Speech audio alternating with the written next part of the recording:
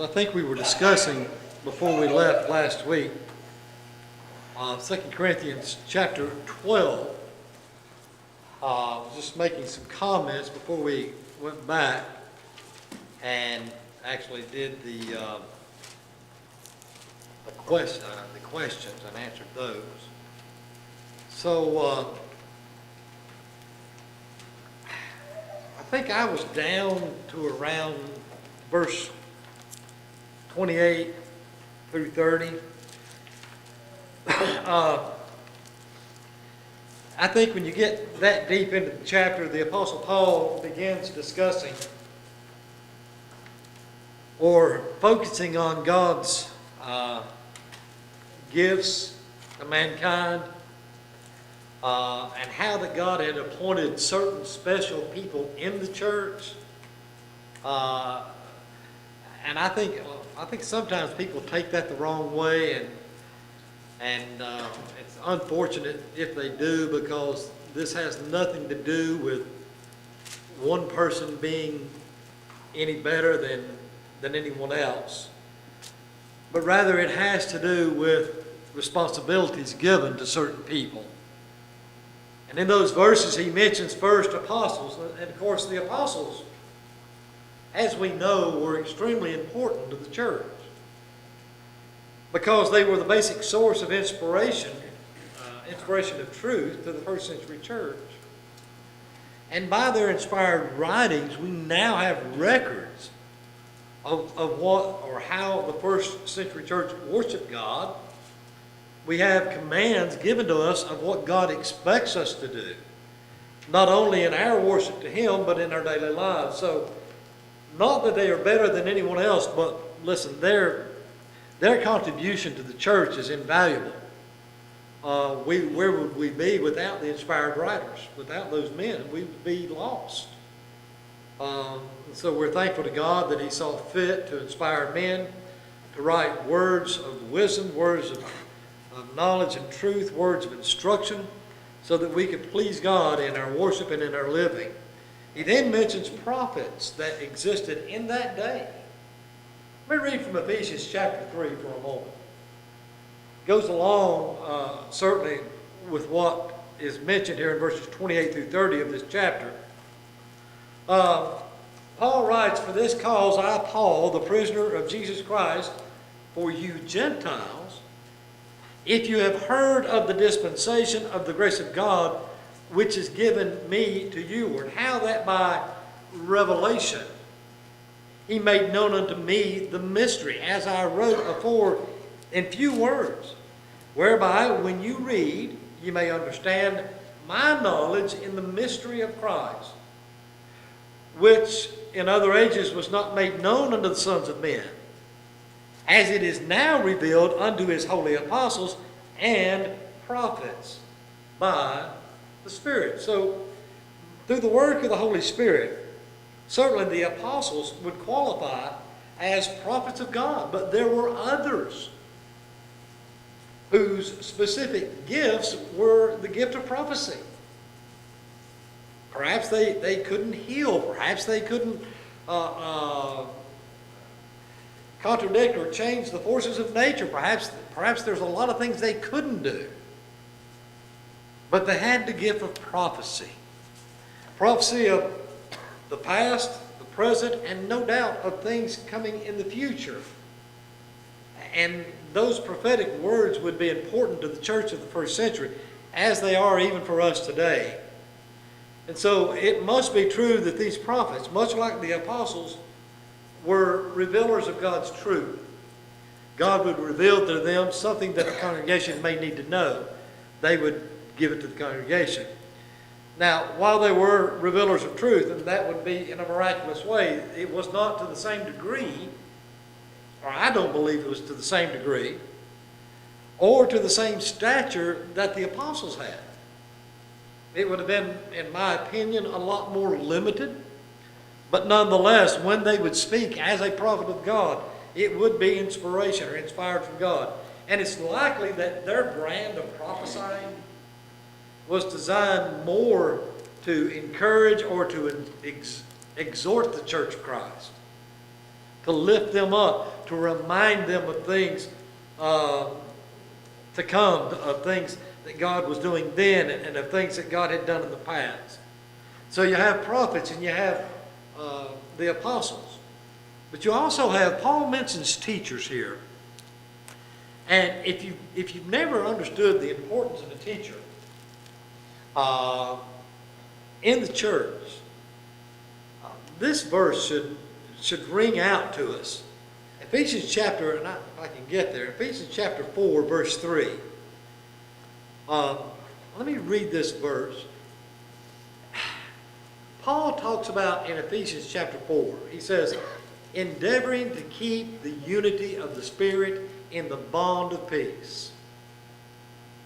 If there is ever going to be, if there ever has been, if there now exists peace in a congregation, it becomes peace because of teachers.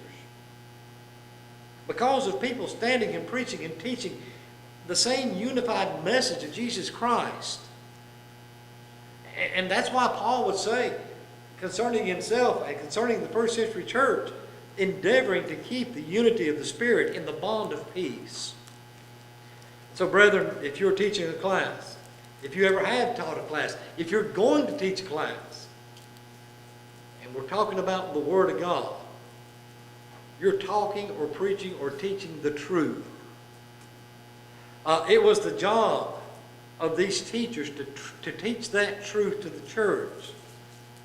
And I feel, in this case, it's very, very likely, knowing that they've been mentioned in this chapter, that these teachers were doing so by revelation of inspiration.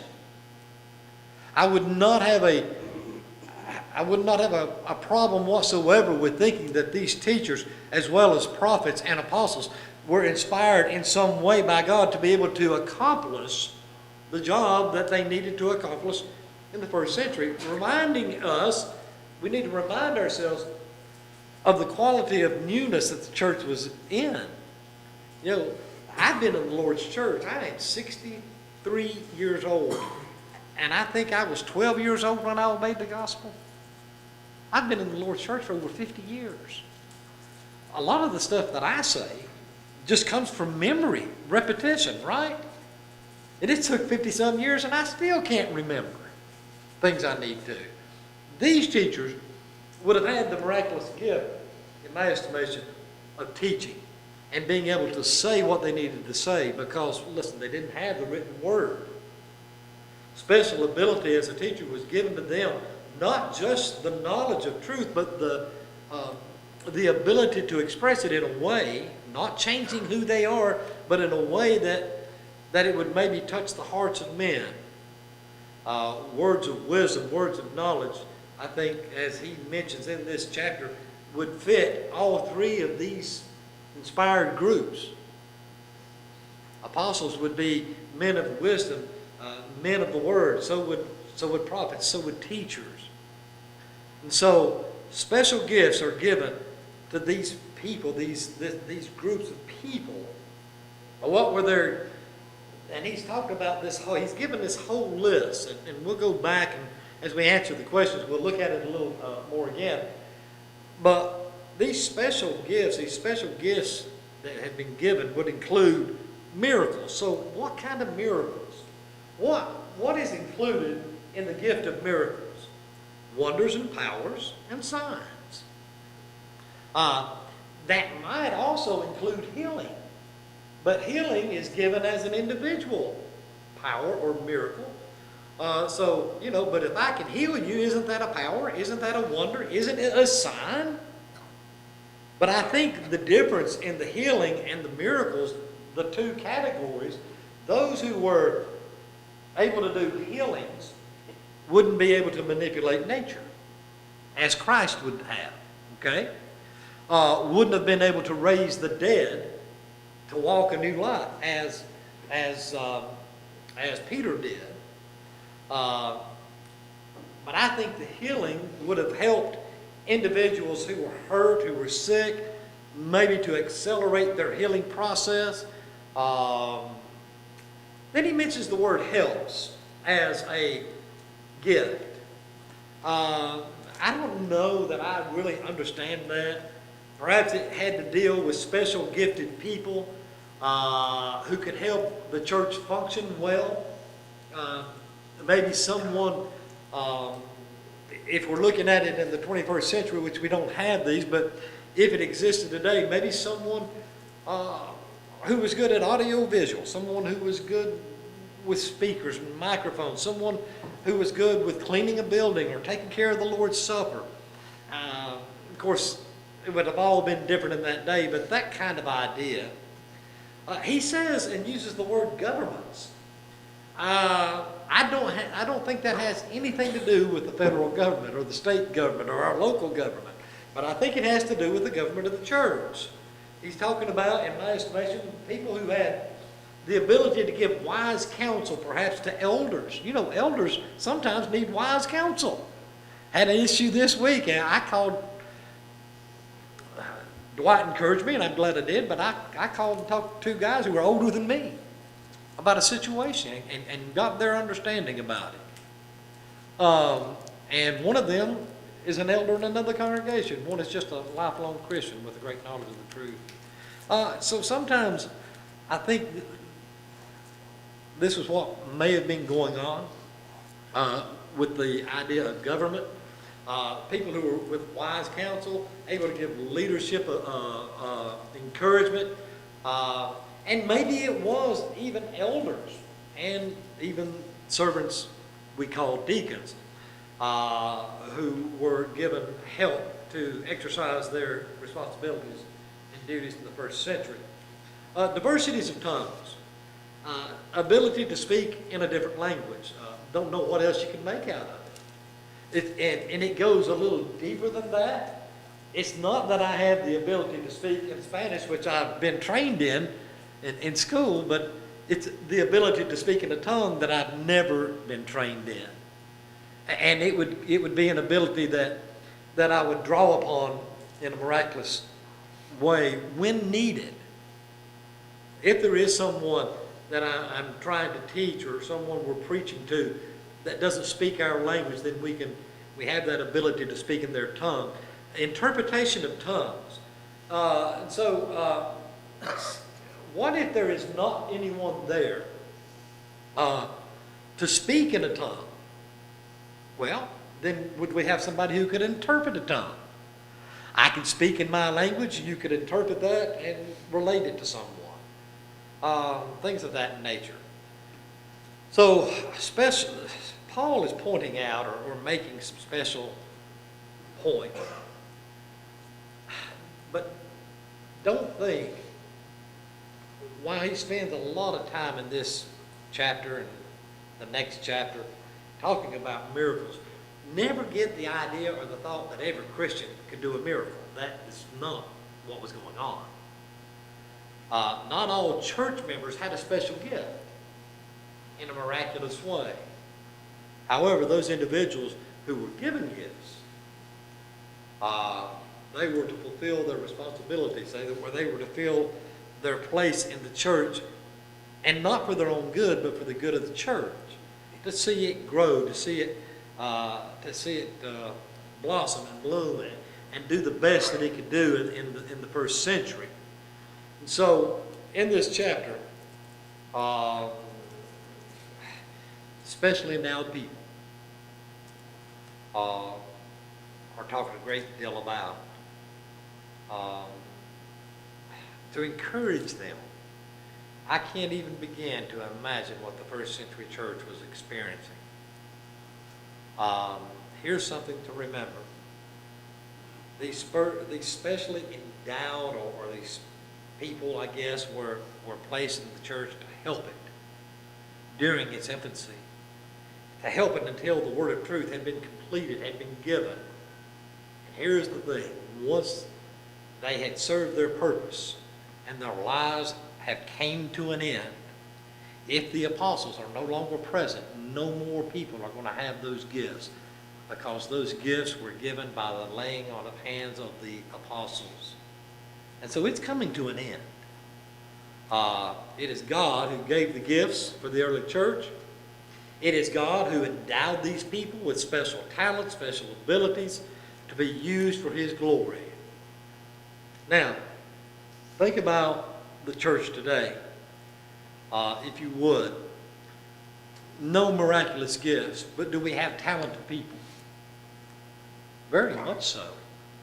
And in the same way, I fear a lot of Christians are falling short by not using their talents. Any comments or questions on chapter 12 up to this point? It would be bad today if there was healing. Do what? If someone could be doing healing. It would be something. Bad, yeah. Yeah. So let's go back to the book and let's see if we can't answer some of these questions. I'll give you a moment to, if you're not there, to get there.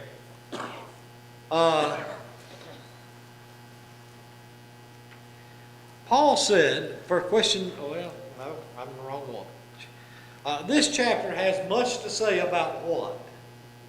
What kind of gifts? And so that's chapter 12, verse 1. If someone asks you, what is a spiritual gift? How would you answer that? But spiritual given by God. I mean, it have to be By divinity. right. That's the answer I was looking for. It is a divine gift. It comes from God. It is not a gift that that normal men can have. It goes beyond that. Okay? Question 2. The Corinthians were once carried away unto what? Dumb idols. I'm just so appreciative that Paul used the phrase dumb idols. I mean, that sounds like something you'd hear today. Page 26 at the bottom. So, dumb idols. So what does that mean? Well, it carries with it the idea that they're mute. They can't speak. They're voiceless. They're either mute or can't speak by nature or by choice. And so, figuratively speaking, they're without significance. So if you go up to one. Okay, here we go. If you go up to one, It's a dumb it's a dumb idol. It cannot speak or convey anything. Because it itself, good point, it has no understanding itself. Idols, who makes an idol? Man. It's made by a man. And so an idol, a God idol, or an idol God, little g, is so much different from Jehovah. The God of the world, the God of creation. There is a total difference. Complete the following statements. Question number 3. There are diversities of gifts, but what? Yeah, diversity of gifts, but the same Spirit. So, the next part. There are differences of administration, but the same Lord. And so, the idea of unity of God, unity in the Godhead, comes to my mind when I read these verses here, and those are found in verse 4 and verse 5. And Paul is setting up the stage, and especially in verse 5, there are differences of administrations. Gives me the idea ministries or works in the church. There's going to be different things going on. And some people, as he will get into, will have abilities, and others will have different abilities. But don't forget, it all comes from God. Don't be jealous of one another. Don't think of yourself too highly as well. Maybe it would come to my mind. The same God, the same Lord that gave me a gift and didn't give you one, we both serve that God. And I would think having these miracles, it wouldn't be necessarily a thing of honor, but it's a job. it's given me more than I have to be involved in, right? It's to who that he felt could do the job. Yeah, and I'm sure God is choosing people Yeah. uh, It had to that's going to be able to complete the job. So he says next, list the gifts of the Spirit which Paul enumerated. If I don't miss any, I'm just going to, I guess I could go to the verses. That's verse 8 through 10. For unto one is given by the Spirit the word of wisdom. That's number one. To another, the word of knowledge. That's number two, by the same Spirit. To another, faith. To the same, by the same Spirit. To another, gifts of healing by the same Spirit. To another, the workings of miracles. To another, prophecy. To another, discerning of spirits. To another, divers kinds of tongues. And to another, the interpretation of tongues. But he says then in verse 11, but all of these worketh that one and the same self Spirit, dividing to every man severally as he will. So those are the gifts as Paul enumerated them. Now number 5. Although there are many members of the Lord's church, they make what? One body. And Paul is really focusing on this. Could you not see, if we're a congregation of 70 and 15 people can do a miracle, can you not see that that could be a problem among some who don't have that ability? Maybe they feel slighted, or maybe it's a problem because those that have the ability are raising themselves up above others. So Paul is just driving this point home of the oneness of the body. And the purpose of these miracles or these gifts are to help the church grow, not to divide it, not to cause a problem. Number 6, the blank, blank, blank, and blank were all baptized into into the one body by one blank. And so the answer here is the Jew, the Gentile, the bond, and the free were all baptized into one body by one Spirit. So unity again is his message. So which verse says there is but one body? Did you find that? Verse 20. But now there are many members, yet but one body. Again, the idea of being unified in Jesus.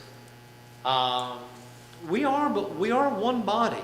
Listen, this congregation has deacons, it has elders, it has preachers, it has teachers, and then we have other members who do various other things in the congregation, and we have some that are very limited in what they do or can do. Age and health plays a big factor in that. But is anyone any better than another? If we begin to think that, then we have an issue, we have a problem.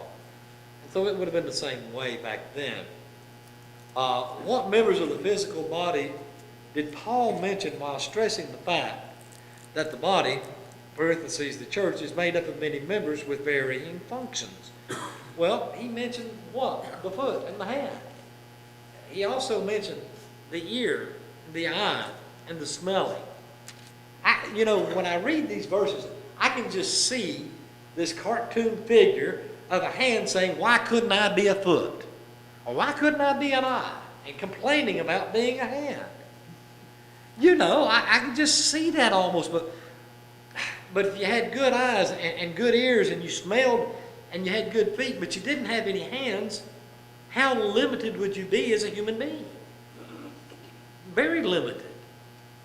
If you had smelling and eyes and hearing and hands, but you didn't have feet to walk on, is it impossible to live? No, but are you limited? Very limited. How important is smelling to us in life? Listen, we depend on smell so much, more than we even know. I can't imagine not being able to smell something. For the last week, my wife and I, we have been tormented over a chemical smell in our house Now it's in my truck.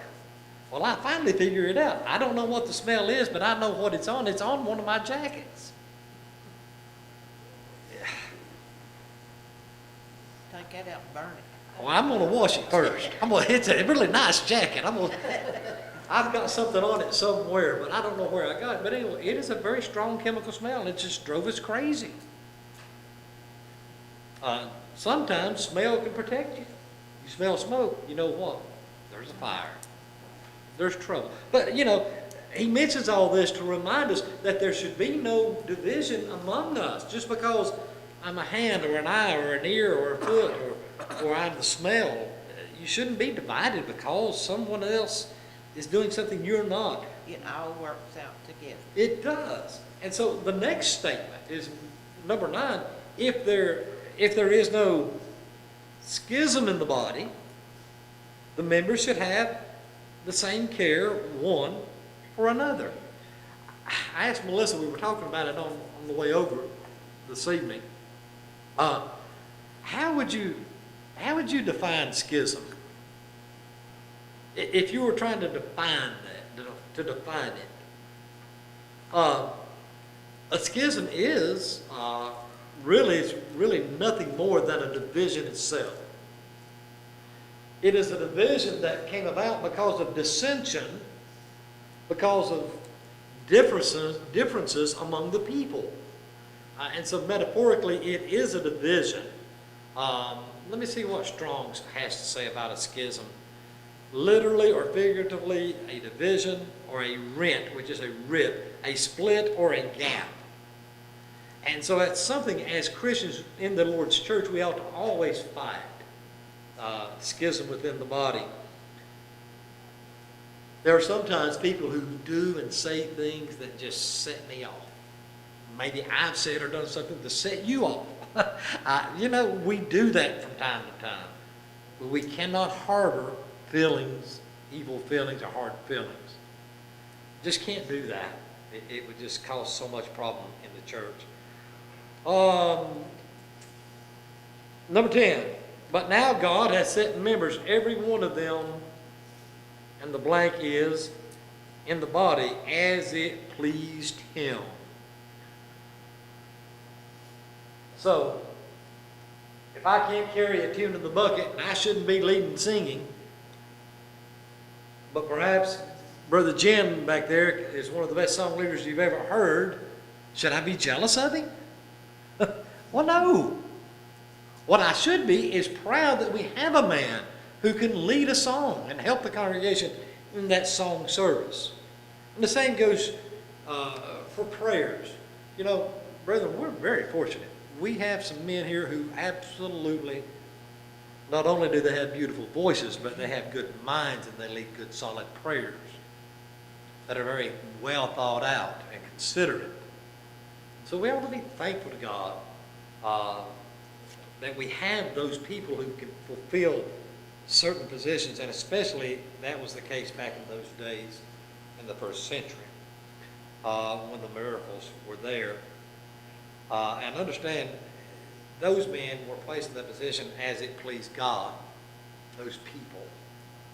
And the gifts and the abilities we have today, where do they come from? James says, all gifts come from whom? The Father of lights, God. So we ought to thank God for what abilities we do have. What were the Corinthians told to do regarding the best gifts? Verse 31, covet them earnestly. And there is nothing wrong with coveting earnestly. To covet in a non-earnest way would not be a good thing, but here it's the idea of feeling good or warm about a thing.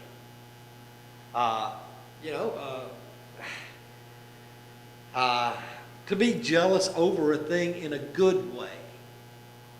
Not Danny, you're a great house builder, and I wish I could be like that. That's earnestly and having that ability. Do what? Love, but love. But love. But love earnestly. The best. Okay. Yes. I guess that's the idea I'm trying to get across. Okay? You can have a covet in a wrong way and in a right way, and this is in a right way, in a way of love, okay? Let me read that verse, and that was verse 31. Let me read that. Paul said, according to the ESV, but earnestly desire the higher gifts. Then he said, and I will show you even a more excellent way. And so I think that, to me, explains it pretty well. Be zealous, strive after those gifts. But Paul says, if you have that gift, you need to remind yourself there's even a better way. And that's coming in chapter 13. And that way, of course, is charity or love. Number 12, what answer is implied to the questions in verse 29 and verse 30? Well, in 29 and 30, have all gifts of healing? Do all speak with tongues? Do all interpret? Well, the answer is no. That's the implied answer. Paul's implying, the answer's already implied. Not everybody has every gift. So that's known up front. List the things in order which God has set in the church. Well, the apostles, prophets, teachers, miracles, healing, helps, government, tongues. All of these things God has given. And he gave it to the first century church in the way that he did, to see it flourish, to see it grow, to see it be as holy and as pure as it could be. Number 14, compare the list with those mentions in Ephesians chapter 4:11. How many are given in both lists? Well, Paul mentions 5 in Ephesians. He mentions 7 here in Corinthians. Melissa, how many total? You counted them? You had mentioned that. That's right. Okay. Some of them are re-mentioned. There's 1 or 2 different ones, I think, in Ephesians. A couple more that Paul didn't mention, Corinthians. But nonetheless, we have those 2 lists of those things that were given. Does verse 26 have a spiritual application? So read verse 26 with me. And let's talk about, does it have a spiritual application for us today? And whether one member suffer, all the members suffer with it. Or one member be honored. And no doubt he's talking about those with the gifts, right? I think he is. All members rejoice with it. Is there a spiritual application for today? To me, there is. What does it show if there's a spiritual application? And I'll tell you what I wrote. If you have something, you tell me. I think this says or shows that the church as a whole is affected by every experience of each individual. As a preacher, I affect the working or the goings-on of the congregation. Elders affect the goings-on of a congregation. What about if our members were cleaning this building? Would our individual members be affecting the whole? Just in cleaning a building? Well, yes. Is it pleasant to worship in a nasty building? Have you ever been in a nasty church building? I have, and it's not pleasant. I've been in buildings that smelled bad. That's not pleasant. So that's kind of what I put down. If I'm going through a bad time or a bad experience, I'll add to it. Everyone here is going through that with me, or I hope you are. I think about Michael Blevins really been on my mind. Perhaps the Iron family has been on my mind a lot this week. I'm thinking, a lot about Betty Gentry. The fact that she's not been here in months, and brethren, there's a reason she's not. But I think about those people. Others who suffer and hurt. Those people are on my mind constantly. And they should be. They should be on all of our minds. And that affects spiritually the church. when people are hurting. It affects us. If someone is doing great, that affects us too. I can remember way back when I was at Cherokee, probably 9 or 10 years old, and a cousin of mine whose name was Steve Price got a scholarship and ended up going to Freed-Hardeman University and became a preacher and was a good preacher. As far as I know, that was the first person from Cherokee to ever become a preacher of the congregation. How do you think that affected that congregation?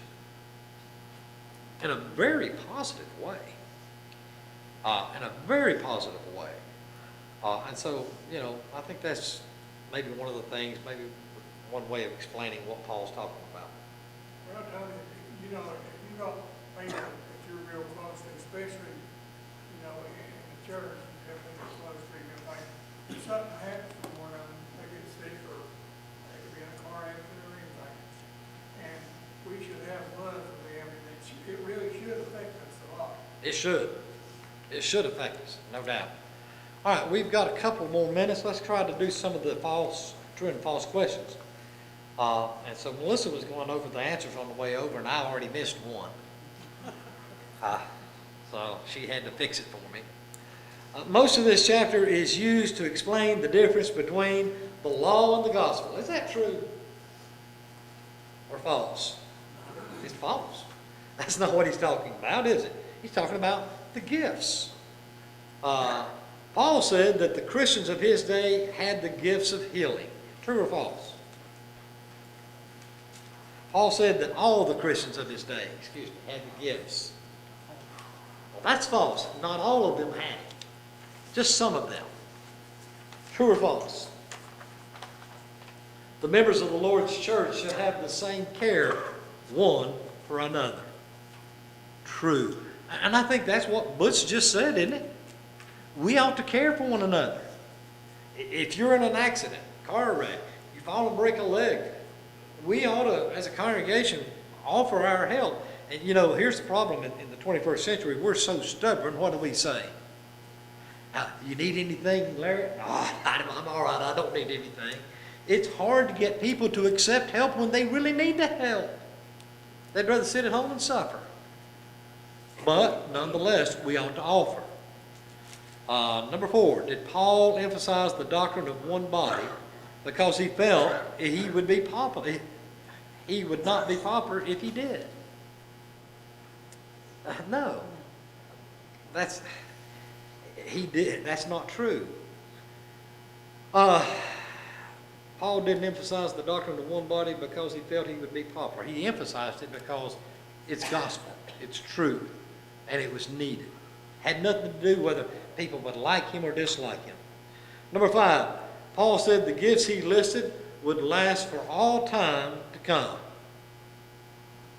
No, he did not say that. And so that concludes chapter 12. There is a pretty good section, comprehensive test. I hope you take time to answer those. I'm not going to do them in the class. Everything there we've been over already. But it would be to your benefit to sit down and do those. I do want to spend a couple of minutes on the last section of that, on the vocabulary builder, just so it helps us to understand what words are. And that's page 30. If I commend something, what am I doing? What is it when we commend something? We compliment it or praise. Conscience. What is conscience? That is sense of right or wrong. And these are biblical words. What is it to forbear someone or to have forbearance? What is that? That is to endure, to exhibit self-control, to be able to hold back at the right times and not just barge in. Dispensation. What is a dispensation? A dispensation, I think here has to do with provisions or stewardship. To be a castaway is one that is rejected. To give admonition has to do with warning or exhortation.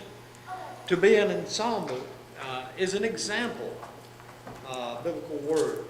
Communion has to do with partaking of something as a feast, as we do upon the Lord's Day. To edify is to build up. If something is in shambles, that deals with, if you want to think of what shambles is, think of a slaughterhouse or a slaughter market situation. That's not very good. Ordinances. That has to do with decrees and commands from God specifically.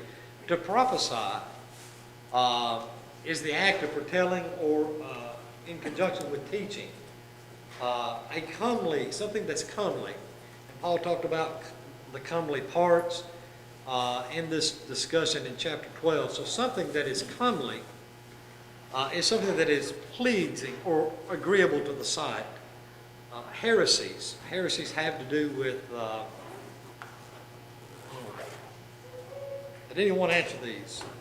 I think I might have missed that one. I put individually, but I don't think that's correct. Perhaps divisions. What is discerning? Number 15. To understand, to be able to detect something. To chasten. Number 16 would be to correct someone, even by punishment. Diversities. Number 17.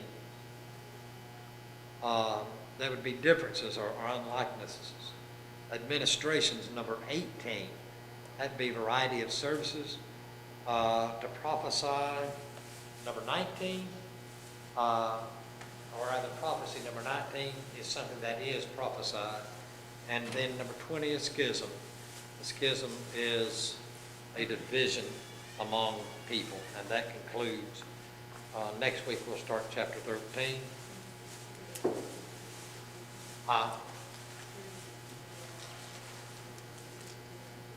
Maybe, want to say that again? Differences? Could be. Anyway, we'll do 13 next week. Appreciate it.